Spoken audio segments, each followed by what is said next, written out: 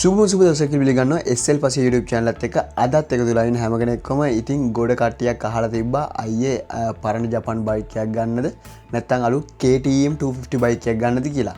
ඉතින් මේකට හේතුව තමයි ළඟදී launch වෙච්ච KTM bike set එක. ඔයා දන්න 250cc KTM Duke එකක් ඔයාට රුපියල් 17,000 මාර්කට ආසන්න ගානකට brand new මෙලදී ගන්න පුළුවන්.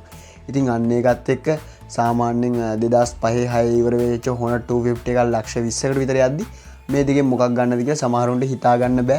පරණ ජපාන් බයික් එකක් ගන්නවද නැත්නම් අලුත් KTM 250 වගේ බයික් එකක් ගන්නවද කියලා.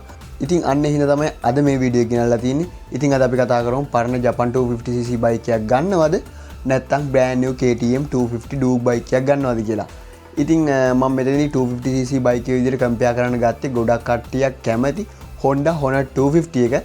ඉතින් එහෙනම් අද අපි කතා කරමු Honda 250 එකයි නැත්නම් brand new KTM Duke 250 bike එකයි අතර වෙනස්කම් මොනවද මොකක්ද ගන්න හොඳ කියලා. ඉතින් වීඩියෝ එක ඉදිරියට යන්න කලින් ඔයා තාමත් SL පස්සේ YouTube channel එක subscribe කරලා නැත්නම් දැන්ම පල්ලා තියෙන රතු පාට subscribe button එක ක්ලික් කරලා අපිව subscribe කරන්න.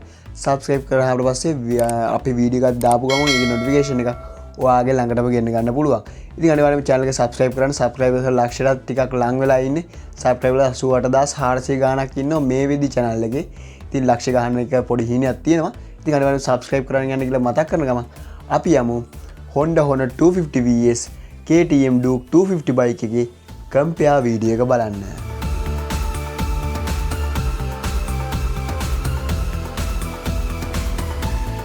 ඉතින් මුලින්ම අපි බයික් දෙකේම එන්ජින් එක ගැන කතා කරද්දී එම Honda 250 එක පැත්තට යද්දි inline 4 cylinder එන්ජින් එකක් තමයි ඔයාට මේ බයික් එකේ බලා ගන්න පුළුවන් වෙන්නේ 250cc. ඒකේ high revving එන්ජින් එකක් ගොඩක් smooth එන්ජින් එකක් Honda 250 එකේ ඔයාට බලා ගන්න පුළුවන්. එහෙම KTM Duke 250 එක පැත්තට ගියොත් එම් 250cc single cylinder එන්ජින් එකක් තමයි ඔයාට මේ brand new බයික් එකේ බලා ගන්න පුළුවන් වෙන්නේ. ඉතින් බයික් දෙකෙන් පවර් එක ගැන කතා කරොත් එම Honda 250 එකට හෝස් පවර් 40කට ආසන්න බලයක් වගේම KTM Duke 250 එකට හෝස් පවර් 31කට ආසන්න බලයක් තමයි ජනනය කරගන්න පුළුවන් වෙන්නේ.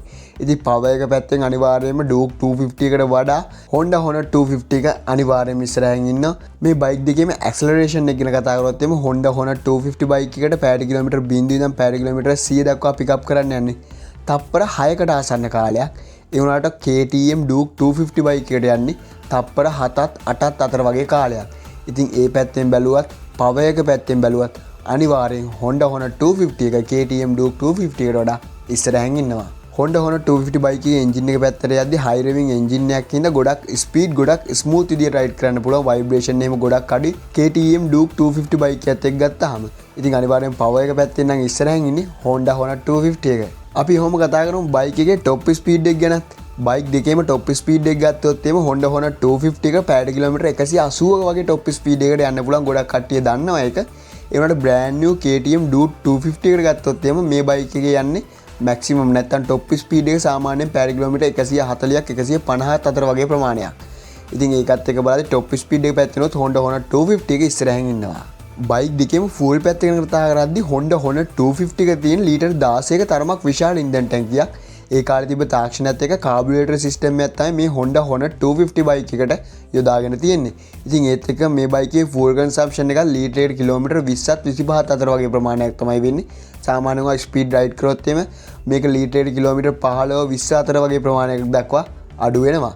ඉතින් ඔහොම KTM Duke 250 එක පැත්තට ගියොත් එimhe ලීටර් 15කට ආසන්න ඉන්ධන ටැංකියක් තමයි ඔයාලට මේ බයිකේ බලා ගන්න පුළුවන් වෙන්නේ.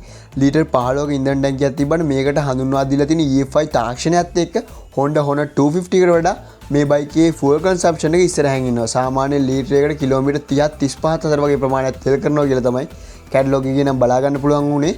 ඉතින් අනිවාර්යයෙන්ම තනි සිලින්ඩර් බයික් එකක් වින්දා අනිවාර්යයෙන්ම කොහොමවත් Honda 250 එකට වඩා නම් තෙල් කරනවා කියලා අපිට අනිවාර්යයෙන්ම හිතා ගන්න පුළුවන්.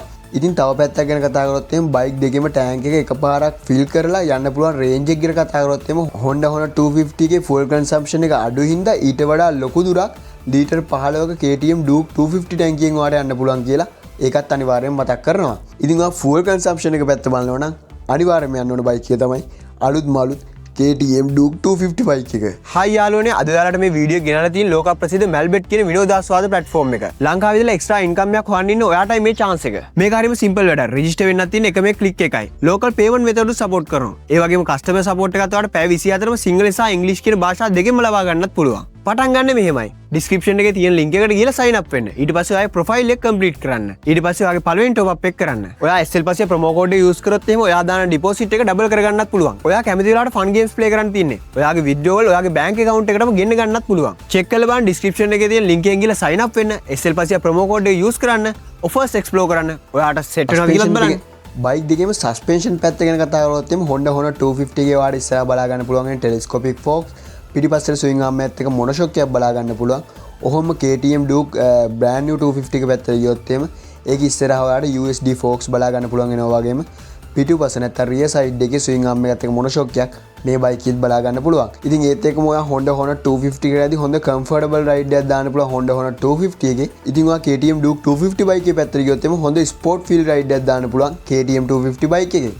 බයික් දෙකේම ඊළඟට වැදගත්ම කාරණයක් තමයි බ්‍රේක් කියන දේ. බ්‍රේක් ගැන කතා කරොත් එimhe ඔයාට Honda Honor 250 එකේ බලා ගන්න පුළුවන් ඉස්සරහා සිංගල් ඩිස්ක් එකක් පිටුපසත් සිංගල් ඩිස්ක් එකක්. KTM Duke 250 එකට යද්දිත් ඔයාට ඉස්සරහා සිංගල් ඩිස්ක් එකක් වගේම පසුපසත් සිංගල් ඩිස්ක් එකක් තමයි බලා ගන්න පුළුවන් වෙන්නේ. හැබැයි මේ දෙක එක වගේ නෙමෙයි.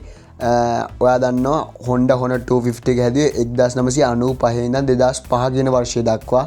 ඒ වගේම Duke 250 හදලා තින්නේ මේ අවුරුදු 2025 2026. ඉතින් මේකත් එක්ක KTM එකට ABS කියන ටෙක්නොලොජි එක එකතු වෙලා තිනවා. ඉතින් අනිවාර්යයෙන්ම බ්‍රේකින් පැත්තෙන් නැත්නම් සේෆ්ටි පැත්තෙන් Honda Honor 250 එකට වඩා ඉස්සරහින් ඉන්නවා brand new KTM Duke 250 එක. ඉතින් ඔයා සේෆ්ටි පැත්ත බලන කෙනෙක් නම් අනිවාර්යයෙන්ම Honda Honor 250 එකට වඩා KTM Duke 250 එකට යන එක මං හිතනවා හොඳයි කියලා. ඉතින් මේ බයික් ගත්තර මදිනේ පදිද්දි මේන්ටේන්ස් වෙනවා රිපෙයාර් කරන්න එනවා. අපි ස්පෙයා පාර්ට්ස් ගැන කතා කරමු. Honda Honor 250 එකේ ලංකාවේ ගොඩක් පාර්ට්ස් දැන්ට මේ වෙනකොට තියෙනවා. බයික් එක පොඩ්ඩක් පරණ වුණත් ඒකට සමහර පාර්ට්ස් තියෙනවා brand new ගන්න නැහැ.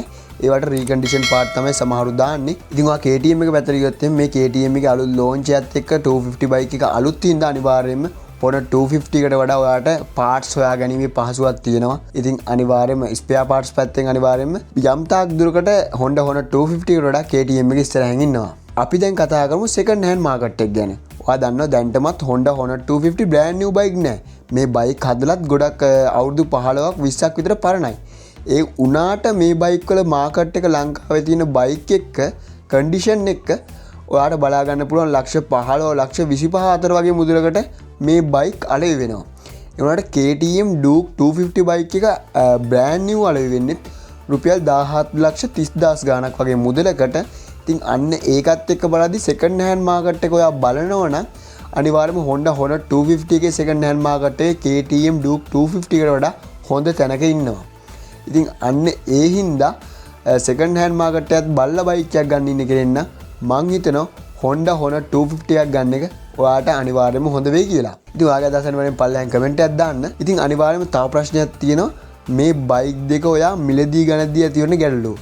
දැන් ඔයා brand new KTM Duke 250 එක ගත්තොත් එහෙම කිසිම ප්‍රශ්නයක් නැහැ. මොකද බයික් එකට warranty එකක් හම්බ වෙනවා. මොකද බයික් එක brand new කලින් කවුරුත් පැදලත් නැහැ. ඔයාට බය නැතුව ගිහිල්ලා බයික් එක අරගෙන රයිඩ් කරන්න පුළුවන් confidence විතර. ඒකට Honda Honor 250 එකක් ගද්දි ඔයාට ඒ වගේ පහසුකමක් නැහැ. එක්ක ඔයා හොඳ කාර්මික ශිල්පියෙකු එක්කන් ගිහිල්ලා බයික් එක බලලා ඕනේ අනිවාර්යෙන් බයික් එක බයි කරන්න. සමහර බයික් තියෙන හොඳ චීස් කන්ඩිෂන් කියන ඒවා ගෙදර ගෙනල්ලා සතියයි නැත්නම් දවස් දෙකයි තියෙන්නේ.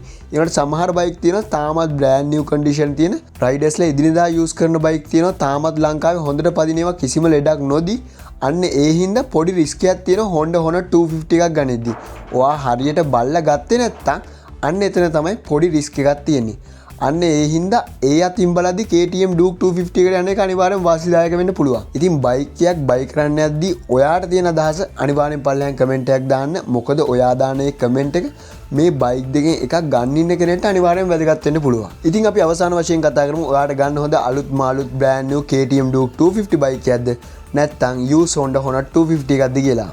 ඔයා Honda Honor 250 එකක් ගන්න ඕනේ අය. ඔයා Honda Honor 250 එකක් ගන්න ඕනේ. ඔයා ස්පීඩ් එකත් බලලා පවර් එකත් බලලා සවුන්ඩ් එකත් එක්ක එහෙම බලනවනම් ඔයා අනිවාර්යයෙන්ම ගන්න ඕන බයික් එක Honda Honor 250 එකක්. ඒ වුණාට ඔයා fuel economy එක බලලා අලුත් ටෙක්නොලොජි එක බලලා සේෆ්ටි පැත්ත බලලා ගන්නවනම් අනිවාර්යයෙන්ම ඔයා ගන්න ඕන බයික් එක KTM Duke 250 brand new bike එකක්. ඉතින් ඔයාගේ අදහස මොකද්ද? අනිවාර්යයෙන්ම Honda Honor 250 එකක් ගන්න ඉන්න කෙනෙක්ට අනිවාර්යයෙන්ම කියන්න ඕනේ Honda Honor 250 නෙමෙයි ගල්ලාම් Jade Bandit මේ ඕනම බයික් එකක්. අකුරු බලලා බයික් ගන්න පුරුදු වෙන්න එපා. ඉතින් මේවා කොහොමවත් පරණ බයික්. සමහර අකුරු දෙකේ බයික් තියෙනවා BJ number Honor බයික් වලට වඩා හොඳට කන්ඩිෂන් තියෙන හොඳ රයිඩ් කරන්න පුළුවන්. ඒ හින්දා බයික් එක බලද්දි බයික් එකේ රෙජිස්ටර් වෙලා තියෙන අකුරු බලන්න නැතුව බයික් එකේ හොඳ කන්ඩිෂන් බලලා අනිවාර්යෙන් බයික් එක බයි කරන්න කියලා අනිවාර්යෙන්ම ඉල්ලනවා. ඉතින් අනිවාර්යෙන්ම ඒක පළපුරුදු කාර්මික ශිල්පියෙකු එක්කන් ගිහිල්ලා අනිවාර්යෙන්ම චෙක් කරලා ගන්න ඔයා මොකද ගන්න යූස් බයික් එකක්. ඉතින් Honda Hornet 250 හෝ පරණ ජපාන් බයික් එකක් ගන්න ඉන්න කෙනෙක්ට තමයි අනිවාර්යෙන්ම මේ දේ කිව්වේ. ඉතින් ඔයා හිතන්නේ ඔයා මොන බයික් එකක් ගත්තොත් හොඳයි කියලාද? Honda Hornet 250 එකක් ගන්නවද? ඉතින් ඔයාගේ අදහස අනිවාර්යෙන් පල්ලෙහාන් කමෙන්ට් එකක් දාන්න. ඔයාගේ අදහස බයික් එකක් ගන්න ඉන්න කෙනෙක්ට අනිවාර්යෙන්ම වැදගත් වෙන්න පුළුවන්. ඒ වගේම වීඩියෝ එක හොඳයි නම් ලයික් කරන්න, තව කාට හරි බලන්න වටිනවා ෂෙයා කරන්න. ඒ වගේම මේ වගේ වීඩියෝස් දිගටම බලන්න ආසයි නම් SL Pasi YouTube channel එක තාමත් subscribe කරලා නැත්නම් ඔයා පහළ තියෙන subscribe button එක click කරලා අපිව subscribe කරන්න. subscribe කරාට පස්සේ notification bell එක on කරාට පස්සේ මං වීඩියෝ එකක් දාපු ගමන් ඒකේ notification එක ඔයාගේ ළඟටම ගෙන්න ගන්න පුළුවන්. ඉතින් අපේ අනික් social media වලත් අනිවාර්යෙන් follow කරන්න. එහෙනම් අපි මේ වගේ තවත් ලස්සන වීඩියෝ එකකින් හම්බෙමු. තව මොන වගේ වීඩියෝස් ද compare videos කරන්න ඕන කියලාත් පල්ලෙහාන් comment එකක් දාන්න. ගොඩක් වෙලාවට ඊළඟ වීඩියෝ එක වෙයි KTM Adventure 390 බයික් එකයි DRZ 400 බයික් එකයි. ඉතින් මේ වීඩියෝ එක ඕන නම් අනිවාර්යෙන්ම ඒ වීඩියෝ එක ඕන කියලා පල්ලෙහාන් කමෙන්ට් එකක් දාන්න. එහෙනම් අපි අලුත් වීඩියෝ එකකින් ළඟදීම හම්බෙමු. ගිහින් එන්නම් මේ SL Pasiya.